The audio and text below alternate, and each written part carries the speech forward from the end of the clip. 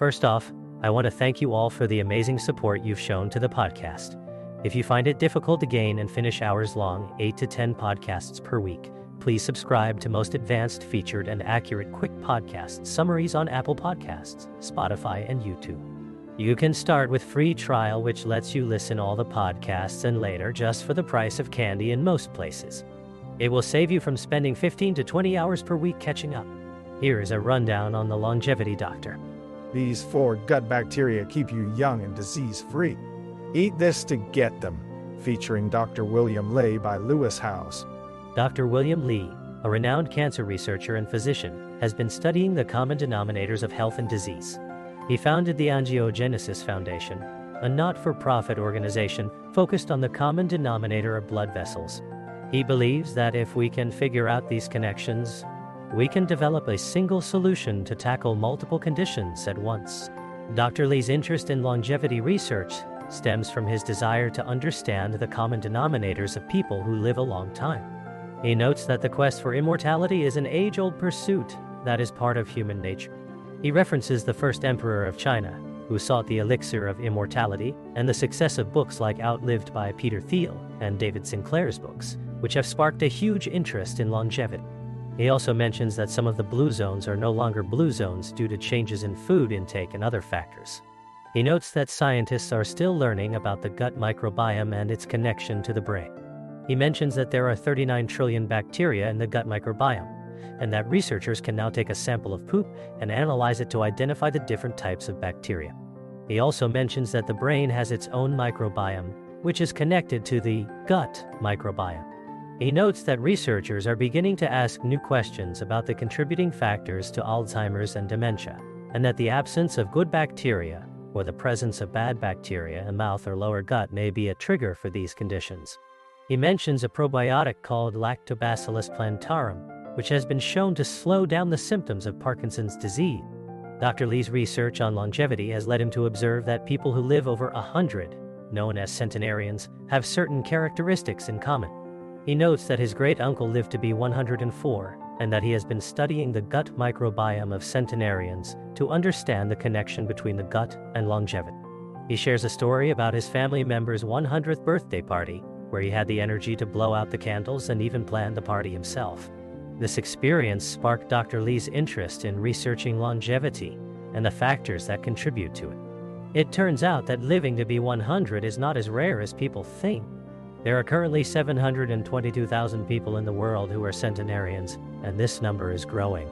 This has led to a surge in research on the topic, including the study of gut bacteria in centenarians. Research has shown that there are 4 specific bacteria that are present in high amounts in the gut of superagers, people who live to be 100 and beyond. These bacteria are Rhodarobacter, Oscillobacter, Kristin, and Akkermansia. Akkermansia, in particular, has been shown to have a number of health benefits, including improving metabolism, lowering inflammation, and even helping to reverse cancer.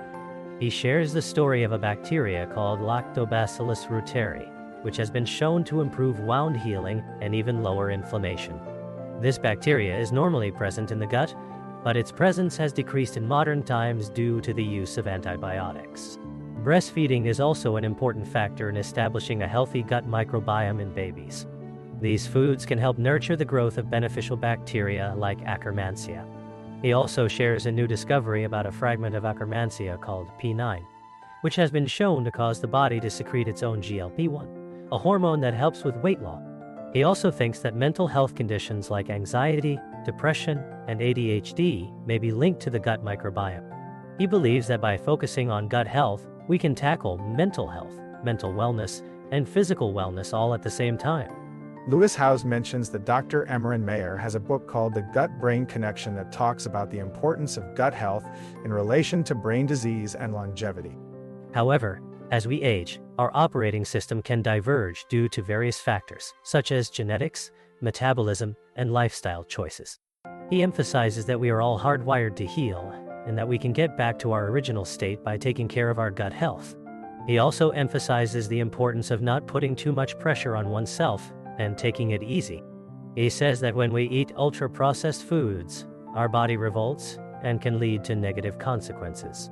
On the other hand, minimally processed whole foods can provide our body with quality fuel that can help us thrive. He uses the analogy of a car to explain how food affects our body. Just like a car needs good quality fuel to run well, our body needs good quality food to function properly. He also mentions that when we eat foods with polyphenols, such as strawberries, blueberries, and broccoli, it can have a positive effect on our body and gut microbiome. He mentions a study that found that for every 5-6 grams of dietary fiber, mortality decreased by 30%. By making small changes to our diet and lifestyle, we can take care of our gut health and reduce the risk of diseases. By 4 days, other healthy bacteria start to grow as well. He uses an analogy of a symphony orchestra to describe the negative impact of ultra-processed foods on gut bacteria. The conversation then shifts to other factors that can ruin gut bacteria, such as alcohol, smoking, vaping, and lack of sleep and exercise. The conversation then turns to the topic of how to promote healthy gut bacteria. He also emphasizes the importance of not overeating and taking time to eat slowly to feel satisfied. He suggests that people should quit the clean plate club and not feel obligated to finish a meal if they're already full. He suggests that people can start with skipping breakfast, which is an easy meal to skip. He suggests that people should aim to get good sleep every night and make it a priority. He also mentions the glymphatic system in the brain, which is a hidden sewer system that drains toxins from the brain during sleep. The glymphatic system is normally closed during the day, but when we sleep, it opens up and cleanses out the toxins, which is why we often feel refreshed after a good night's sleep. While having a glass of wine or a drink every now and then is probably not a big deal, drinking too much or too frequently can be problematic. He also mentions that some medicines, such as metformin, can actually be beneficial for the gut microbiome. Stress, overwhelm, anxiety, and depression can all impact the gut, but beneficial gut-brain interactions can also occur. He emphasizes the importance of mental wellness and its connection to physical wellness. He explains that this bacteria has been shown to have numerous health benefits, including reducing inflammation, improving metabolism, and supporting immune function. They shifted talking about how the gut starts in the mouth and how chewing on some foods can actually kill bacteria that causes cavities. Lewis Howes was pretty stoked about this and even shifted chewing on some food right then and there. He also mentioned that he doesn't just rely on probiotics, but also eats foods like pomegranate juice and dried cranberries to get the nutrients he needs. He emphasized that everyone's needs are different, but these are the main ones he takes. The biggest pain that people are facing around their health today, according to Dr. William Lai, is confusion about what they should do. He tries to give people information that's based on science, and he's a trusted source of information. He emphasized that health is not elitism, but something that's universal and accessible to everyone. He also shared some big news about his new book, Make Money Easy, which is all about creating financial freedom. He advocated for eating real food, like fruits, vegetables, whole grains, and seeds. Dr. William Lee's approach to health is all about being practical and not relying on expensive supplements.